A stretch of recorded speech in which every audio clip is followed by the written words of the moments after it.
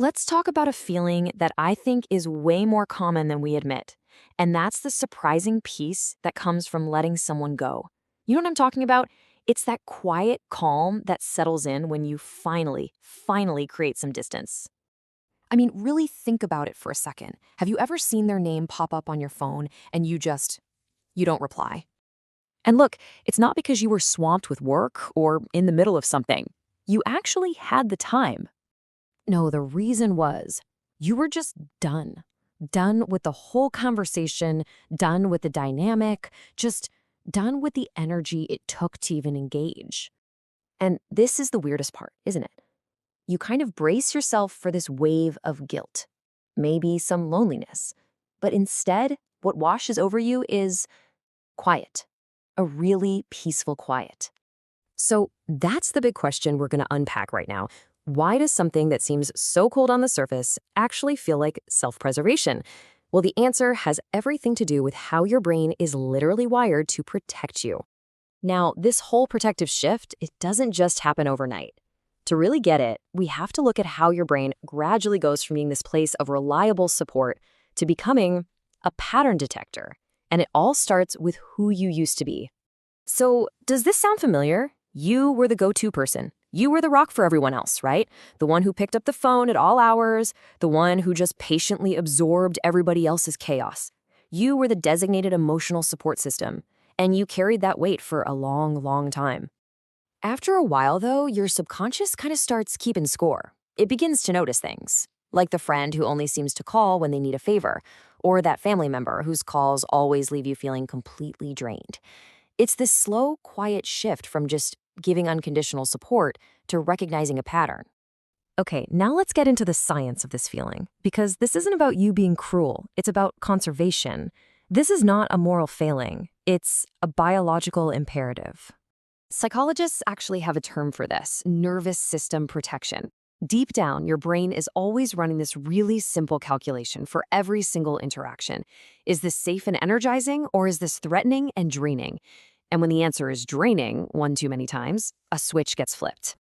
I mean, think about it like this. Your brain treats your emotional energy with the same life or death seriousness as your oxygen supply. Seriously, if you're running low on air, you don't politely wait for permission to find more. You just act. It's the same thing here. When your emotional energy is constantly getting depleted, your brain's survival instinct kicks in, and it starts shutting doors to conserve what's left. It's not personal, it's biological. And this brings us to a really crucial distinction, one that people on the outside get wrong all the time. They see you pulling back, and they might call it isolation. But your brain knows better. See, people who make this shift, they're rarely impulsive. They are meticulous pattern detectors.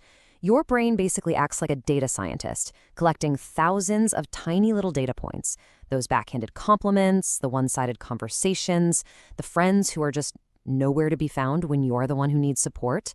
And after a while, the data is just undeniable. The pattern is crystal clear, and the only logical conclusion is distance. So, here's the crucial point. What you're experiencing is not loneliness, it's solitude. Loneliness, well, that feels heavy. It's a painful feeling of wanting connection and just not having it. Solitude, on the other hand, is that calm, peaceful feeling of finding peace by removing the wrong connections. One is a lack, the other is a presence, the presence of peace. So once your brain gets a taste of this calm, something really fascinating starts to happen. It actually recalibrates your entire system. This newfound peace, it becomes your new baseline. Your nervous system, maybe for the first time in years, gets to experience what it's like to not be on high alert all the time. And believe me, it will fight to protect that feeling. Your internal filter just gets incredibly sophisticated. You start to notice, almost instantly, which conversations drain you and which ones recharge you. You can spot a drama creator from a mile away. Your brain starts actively, intentionally prioritizing people and situations that protect your peace. And yeah, the velvet rope goes up. Not everyone gets past it anymore. So let's talk about the final truth here, the real purpose behind this whole internal shift. Because it's really easy to misinterpret this as just wanting to be alone. But the goal was never to have an empty life. Not at all. It was to stop having a life filled with energy vampires. The decision wasn't, I want fewer friends. No, It was, I only want connections that are reciprocal and healthy. And that is a huge difference. And this isn't just a feeling. Research backs this up over and over again. A small circle of genuine supportive connections leads to way more happiness and well-being than a big network of superficial or draining relationships. It's all about quality, not quantity. So if you found yourself quietly stepping back from people, if your phone rings a little less, but your mind is a lot calmer, it doesn't mean you're broken. It means you've built one of the most powerful and healthy boundaries you possibly can. You've decided your peace is simply non-negotiable. So I'm really curious to hear from you on this. For those of you who have made this choice, just think back to that decision for a second. Did your life get better or worse after you created that distance?